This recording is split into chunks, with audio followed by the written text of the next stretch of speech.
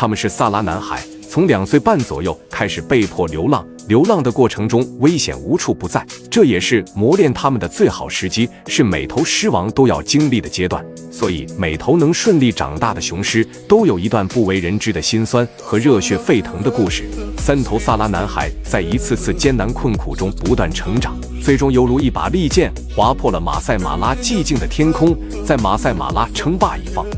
2015年8月左右，位于马赛马拉国家保护区的边境狮群萨拉狮群，也叫沙河狮群，诞生下了一批幼崽。这批幼崽中就包括了我们今天的主角3头萨拉男孩。这个狮群在当时算是一个超级狮群了，由2头老萨拉雄狮统治，也叫老沙河雄狮。虽然他们的身世不明，但是他们的体型和鬃毛非常优秀，其中黑鬃绝对是一头大体型的雄狮，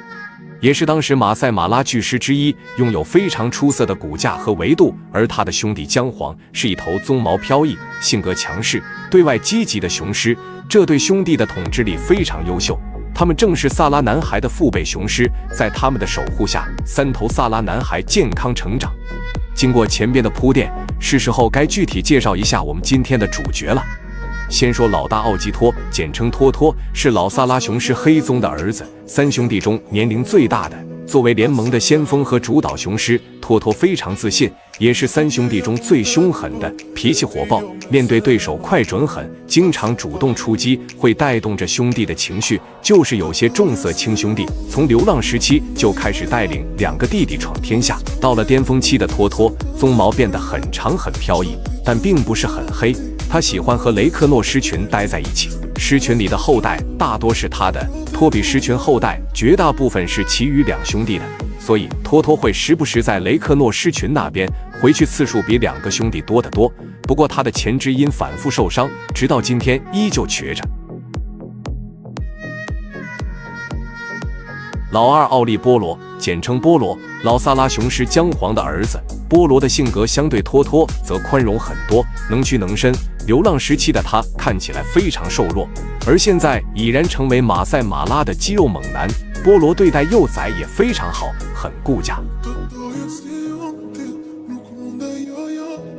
老3奥萨布克，简称布克，老萨拉雄狮黑鬃的儿子，性格火爆又变化莫测。布克则完美遗传了黑鬃的基因，虽然是3兄弟中年龄最小的，但体型是最大的，拥有非常粗壮的躯体，比2个兄弟粗壮很多。而他的名字就是大的意思，随着年龄的增长，体型也大得越明显。当然，他也是一个不折不扣的大吃货。2021年，5岁多的他就是一头体型巨大的雄狮，巅峰时期的他轻松成为当时马拉地区最大雄狮之一。他和老2波罗的关系非常好。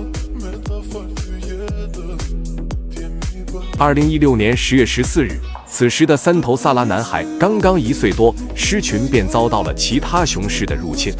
是2011年出生的巴痕与布朗，这对兄弟出生于黑岩狮群，也是老萨拉雄狮的儿子，也就是萨拉男孩的哥哥们。我们都知道，亚成年雄狮一旦被自己的父辈赶出狮群，再次见面，他们就是竞争对手。此时的老萨拉雄狮兄弟看着依然身强力壮，他们团结一致地驱逐了2个入侵的儿子。随着时间的推移，到了2018年初，巴痕和布朗已经进入了巅峰期，7岁的他们仍惦记着萨拉狮群，不愿给老萨拉雄狮喘息机会，总是找机会想打败自己的父亲，接管萨拉狮群。至于为什么巴痕和布朗不入侵其他狮群，因为在兄弟俩的北方有4头正处于巅峰期的黑岩雄狮，周围的其他狮群的地主雄狮也有很多，最容易击破的还是萨拉狮群。因为2005年左右出生的老萨拉雄狮已经13岁了，是最容易击破的。2018年1月，萨拉男孩3兄弟被观测到仍在狮群里，此时他们2岁5个月。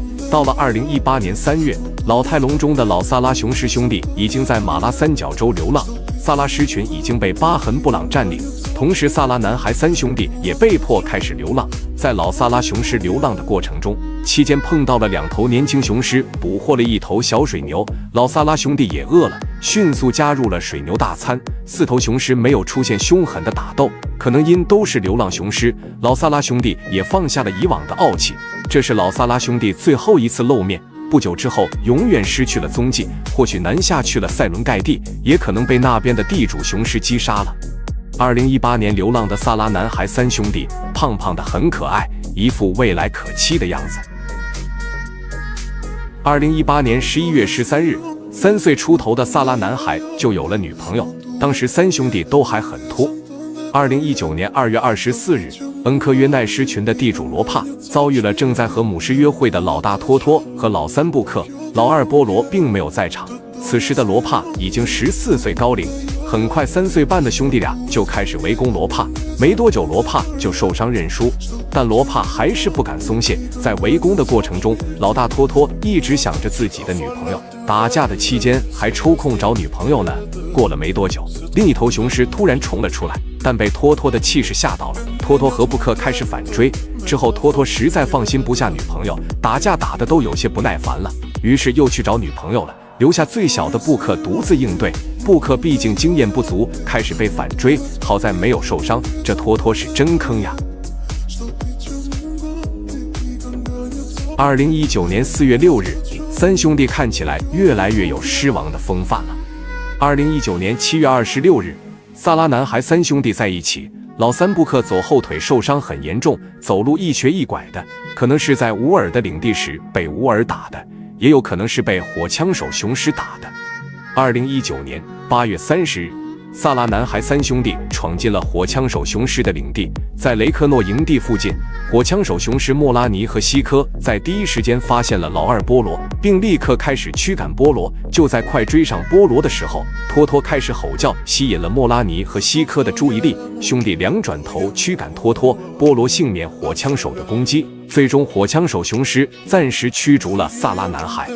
2019年10月，3名近11岁的火枪手雄狮被3名萨拉男孩赶下了台。流浪了1年7个月的萨拉男孩终于有了自己的狮群，成功上位，当上了地主雄狮。而这个时候，他们才被更多的人们关注到，于是才有了自己的名字。三兄弟占领的这个狮群正是雷克诺狮群，也叫中国山狮群。中国山得名于一些中国摄影师在这边拍过纪录片。雷克诺狮群历经多年艰难困苦的岁月，现在已经是大狮群了。之后的几天，他们都在忙着熟悉自己的新女朋友。由于第一次当地主，还没有什么经验，有点困惑，做什么事情都小心翼翼的。他们还和幼崽们互动。我们都知道，狮子的成产周期大概3个月左右，而他们刚接管狮群还没1个月，怎么会有幼崽呢？如果是上一任雄狮的，那么他们肯定会毫不留情地杀死他们，这样狮群中的母狮才会发情，为他们产下自己的后代。那么这窝幼崽就有可能是之前和女朋友约会产下的，而其中还有一头母狮，为了保护刚出生的火枪手雄狮的幼崽，在假发情和波罗约会。2019年12月，萨拉男孩老二波罗和老三布克不知为何发生内斗，波罗多次将布克打倒，但布克就是不服输这倔强的性格。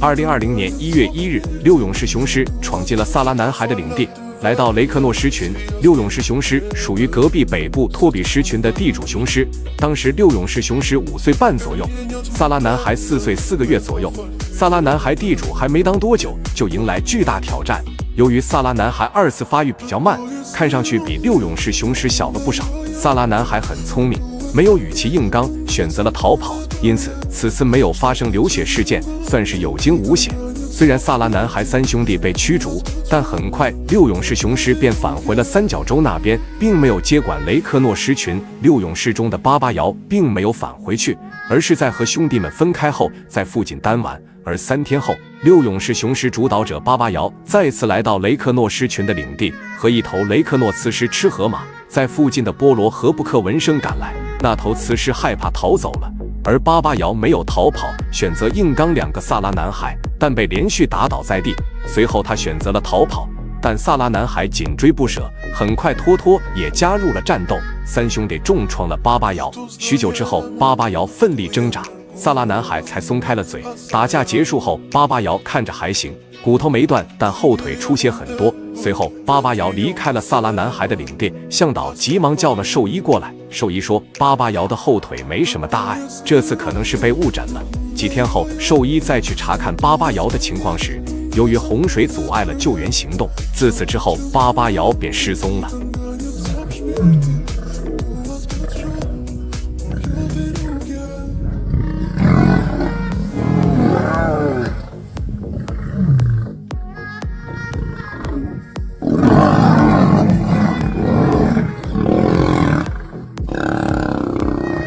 30联盟还是比较稳定的，再多的话，资源容易分配不均，导致联盟分裂，在数量上又比双10联盟更占优势，所以30联盟往往可以走得更长远。在萨拉男孩统治雷克诺狮群这段时间，许多入侵者都到过雷克诺狮群，但都没能在萨拉男孩的手里抢下来。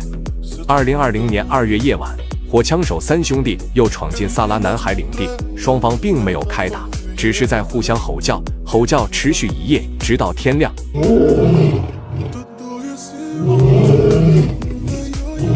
之后的日子，他们都很安静，守护着母狮，陪伴着幼崽。直到2020年10月，3头萨拉男孩准备扩张，盯上了马赛马拉的超级狮群托比狮群。4岁半的3兄弟已经有了狮王的风范，在驱逐了刚入驻托比狮群的半尾乐高后，顺利拿下了托比狮群。在萨拉男孩接管该狮群后，成员数量猛增，拥有着近30名成员。有了新的狮群，萨拉男孩渐渐不回雷克诺狮群，本以为会放弃，但萨拉男孩还是偶尔会回到雷克诺狮群，一般过几天之后又回到托比狮群领地。虽然萨拉男孩3兄弟统治了托比狮群，但托比狮群的位置很不好，狮群领地内有大量的家牛，萨拉男孩就经常吃上马赛人的家牛，特别是晚上一发不可收拾，一次就好几头，完事后就远离案发现场，这让很多人为他们的安危担心。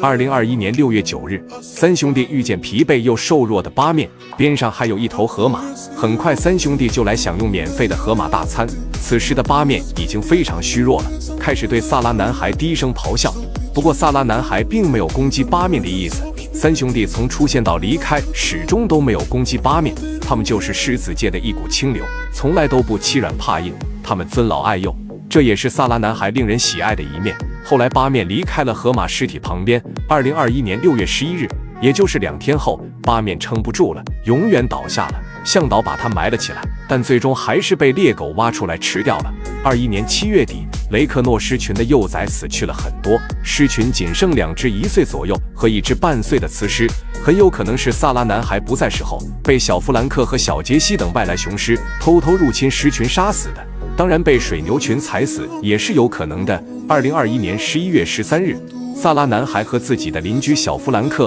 和小杰西发生冲突，战后的3兄弟都有点瘸，好在都没什么大碍。6岁出头的3兄弟，颜值和身材达到顶峰，已然在马赛马拉保护区内是一个极其强大的30联盟了。之后的他们过得极其舒坦，他们自信地统治着狮群，善待自己的后代，除了日常的巡逻，几乎整天都在睡觉，狮丁兴旺，一片繁荣。2022年4月，奥萨布克已然成为萨拉男孩里体重最重的，也是目前马拉狮子里最大个体之一。2022年8月30日，4头巅峰期6勇士雄狮闯进萨拉男孩的领地，萨拉男孩3兄弟立刻与6勇士雄狮展开对峙，双方都不敢贸然出手。最终，萨拉男孩3兄弟逼退了4头巨大的6勇士雄狮，但紧张的气氛持续着很长时间。萨拉男孩成功保护了狮群，赢得了这次的胜利。2022年9月27日，由于托比地区大批牧民和家牛涌入，布克这次抓了一头家牛，大家都在担心马赛人会对他不利。2022年下半年，托托的左前腿因受伤变成微微瘸，不过更往后左前腿是反复受伤，好了一段时间又受伤严重，影响了一个巅峰期联盟的实力。2022年12月31日，萨拉男孩与黑岩二胎发生冲突，黑岩二胎的齐加纳、莱基加纳和奥查闯进萨拉男孩的领地，随后3兄弟对黑岩二胎展开驱逐，其中齐加纳很聪明，往自己哥哥的领地跑，也就是黑岩男孩的领地上追逐，持续了1个多小时，追了15公里左右。奔跑这方面还是年轻雄狮更适合，身体还不够沉重，经过长时间的追逐，萨拉男孩已经精疲力竭。本来萨拉男孩就有2个腿脚不好，萨拉男孩追到最后发现快到黑岩男孩的领地了，这时候意识到不好，打算折返，而齐加纳兄弟开始反击，突然的势头转变让萨拉男孩有点措手不及。萨拉男孩3兄弟分3路跑，先是老大托托被追上，托托被打后，他们又继续追老3布克，又把布克揍了一顿，然后老2波罗回来找到了托托，但并没有第一时间找到布克，打完架的黑岩二胎几个兄弟会合后便回去了。萨拉男孩中，先是波罗和托托回到了雷克诺狮群，之后布克才跟兄弟们回合了。这次在黑岩男孩的冲突，布克是受伤最严重的，老大托托前肢肘部和肚子侧面都被咬伤，而布克脊柱被咬得严重，但都无生命危险。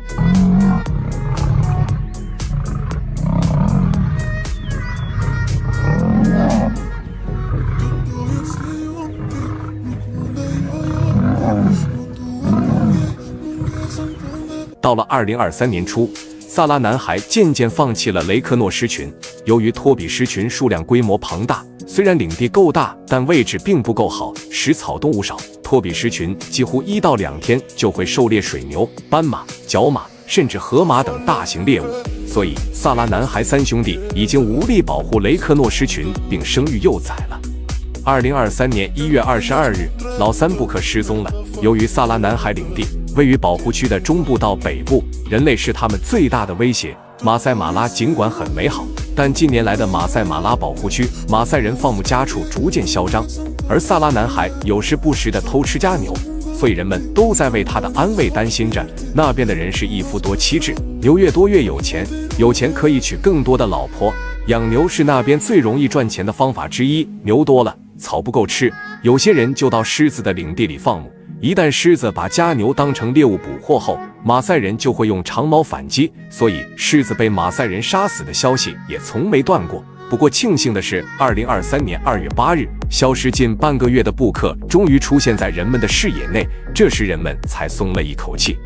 2023年2月13日，由于老大托托的左前肢反复受伤，保护区的医疗团队对托托进行了治疗，但已经形成永久性的微瘸，无法根治，为托托上了点药，便让他离开了。